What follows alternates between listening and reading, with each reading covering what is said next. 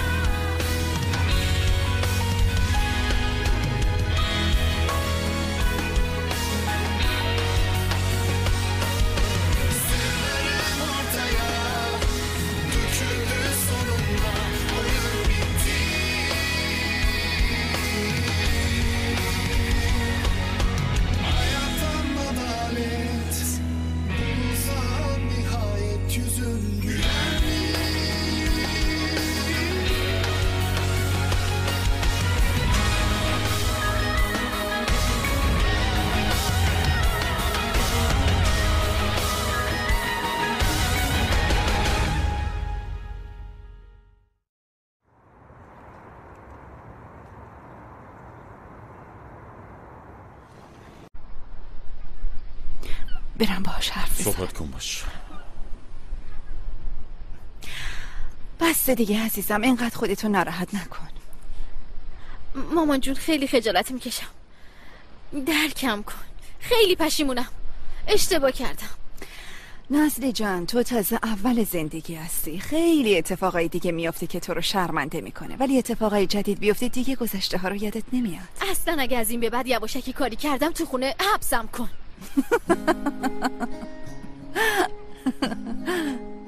بخند گنش خانم، بخند. دیگه آبروی شما رو نمیبرم.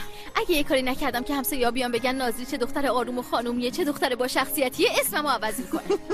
باشه نازلی جان. البته میدونم الان تو دلت میگی از نازلی هیچ بخاری بلند نمیشه. مامان جون آخه چرا منو باور نداری؟ نمیدونم، شاید یه روزی حرفتو باور کردم. البته اگه تا اون موقع راهی بیمارستانم نکنی شیطون. الان بهتر شدی؟ یکم بهتر شدم.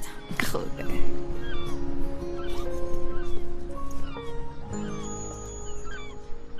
جون دلم دختر باهوش من. مامان سری خودتونو با داداش هالوک برسونید. چی شده پری، تو کجایی؟ داداش علی آوردیم بیمارستان. اتفاقای خیلی بدی افتاده مامان. وای پری، شماها امروز میخواین منو به کشتن بدین؟ مامان پشت تلفن نمیتونم بگم. بیا دیگه، پشت پارک کاش تو بیمارستانی. خیلی خوب الان میای. چی شده مامان؟ هالوک علیو بردن بیمارستان. چی؟ بریم. سوار شو. بگو بچه جون، باید قدر این لحظه ها رو بدونی. کی میخواد این فرصت به آدم رو دست بده؟ خواهرم اذیت کنی میکشمت پسر.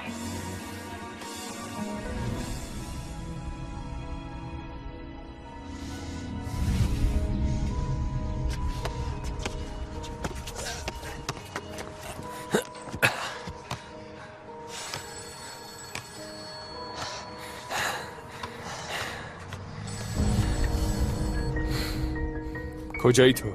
به تو چه پسر؟ میخوای بیای انتقام بگیری؟ یه همچین چیزی. بیا اینجا ببینم. فکر کردی ازت میترسم ساواش؟ تو زمین بسکتبالم. خوبه الان میام.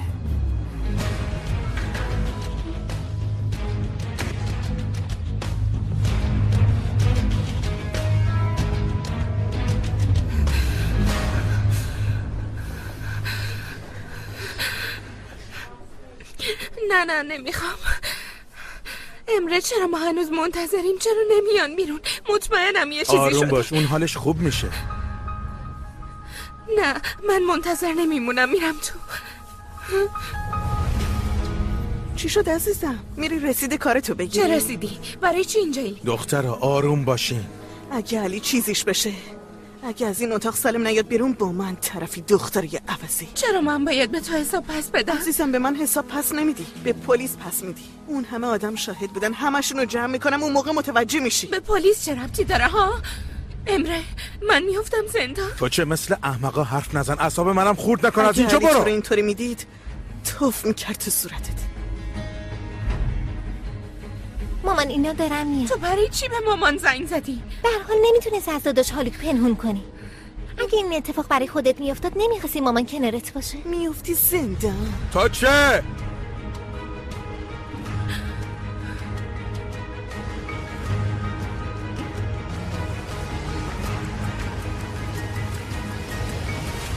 از موتور بیا پایین دعوا کنیم.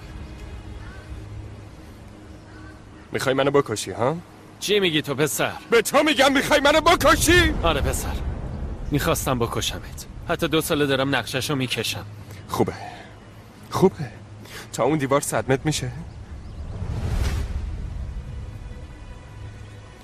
ببین این موتور 100 متر رو 140 تا میره. چی میگی تو؟ میخوام کارتو راحت کنم. این گاز، اینم ترمز رو ول کنم برم بچسبم به دیوار، میگی خودشو کش، خودکشی کرده، راحت میشی. تو فقط حرف میزنی. میخوام از تو بشنوم، میخوام تو چشمات ببینم. تو روم حرف بزن، تو روم. زود باش بگو. ول کن ساواش.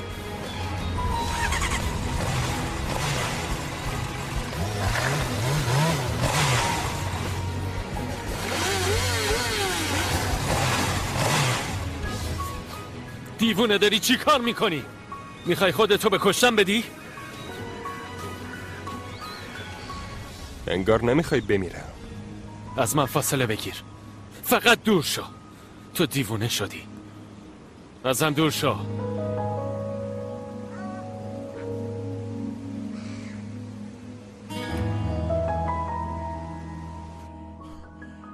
علی کجاست؟ تو اتاق عمل عمو هالوک. چی شده؟ دستش رفت تو شیشه. مامان خیلی میترسم، کاش براش اتفاقی نیفته. سلین جون یکم آروم باش، بذار اول بفهمم چه اتفاقی افتاده. بعد تو وقتی اینجوری به مامان نزدیک شدی حتما یه کاری کردی. نازلی تو ساکت شو. سلین جون علی چه شده؟ به خدا من کاری نکردم، یهو دیوونه شد مامان. پری چی شده؟ تو تعریف کن. آبجی تعریف کنه. ای بابا باشه عزیز دلم، آروم باش.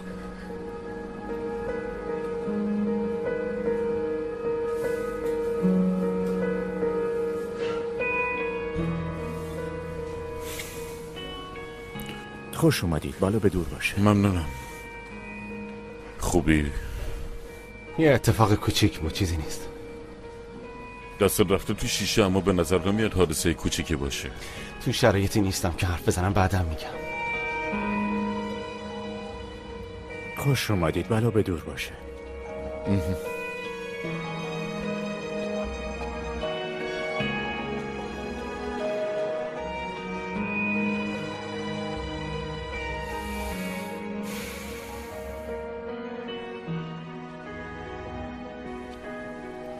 گوش کنید، یکم عصبی شده، با مشت زده تو شیشه.